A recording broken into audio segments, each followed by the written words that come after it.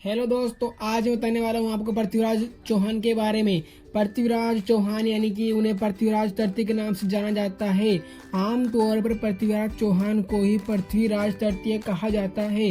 चौहान वंश के राजा हैं। उन्होंने वर्तमान राजस्थान यानी कि उनके उनके पिता का नाम सोमेश्वर चौहान और माता का नाम कमला देवी था। उनका जो वंश था वह राजवंश चौहान राजवंश से थे। उनकी जन्म तारीख 1166 गुजरात में वह पैदा हुए थे और उनकी मृत्यु 1192 ईस्वी में अजमेर में हुई थी। उन्होंने वर्तमान राजस्थान, हरियाणा, दिल्ली, पंजाब और एमपी यानी कि मध्य प्रदेश और यूपी यानी कि उत्तर प्रदेश के कुछ हिस्सों पर भी नियंत्रण किया था। उन्होंने गौरी राजवंश के शासक मोहम्मद गौरी के प्रारंभिक आक्रमण को भी रोका था।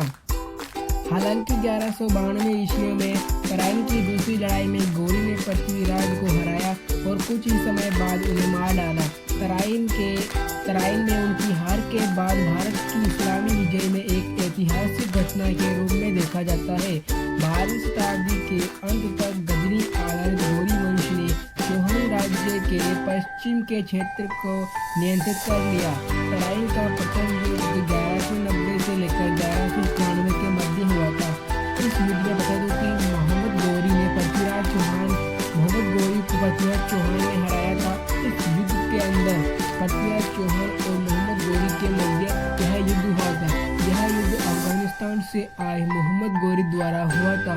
मोहम्मद गौरी द्वारा जब यह युद्ध हुआ था 1190 से लेकर 1191 ईस्वी तक घमासान और घोर संघर्ष युद्ध हुआ था। इस युद्ध के अंदर पृथ्वीराज चौहान के पास 3 लाख सैनिक थे और 300 हाथी और बहुत सारे घोड़े थे, जिनके अंदर से बहुत सारे घोड़े घायल भी हुए और कुछ हाथी भी घायल हुए और सेना भी घायल हुई। दोनों युद्ध के अंदर इस 1190 तराइन के प्रथम युद्ध के अंदर कुछ ना कुछ उन दोनों यानी कि इन युद्ध के अंदर दोनों सेनाओं के लोगों का नुकसान हुआ था। जब तराइन का द्वितीय युद्ध होता है तो इस द्वितीय युद्ध के अंदर अफगानिस्तान के शासक यानी कि मोहम्मद गौरी जब पंजाब पर शासक करता था तब यहाँ पर तराइन का दूसरा युद्ध हुआ था।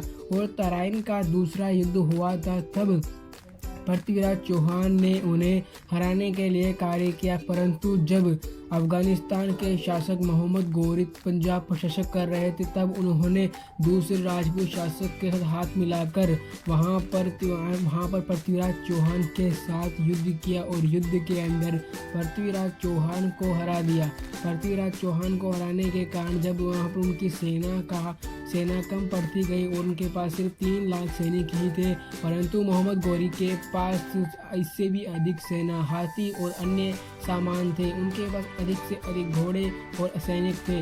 उन्होंने यानी अफगानिस्तान के शासक मोहम्मद गौरी ने छल से उनको हराया और उनको वहां पर ले जाकर उन्हें मार डाला।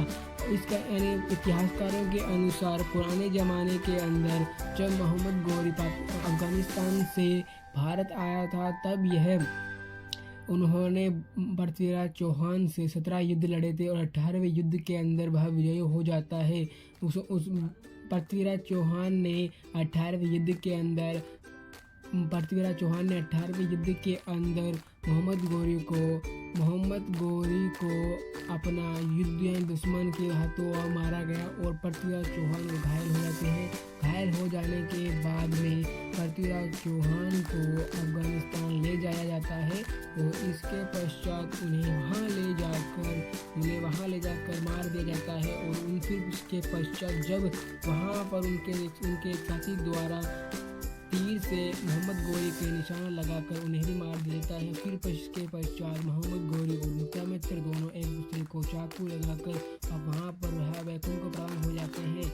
इस प्रकार से पृथ्वीराज चौहान का इसका परिचय, इसके बारे में पूरी जानकारी और उनके तराइन के जो कि 2 युद्ध हुए थे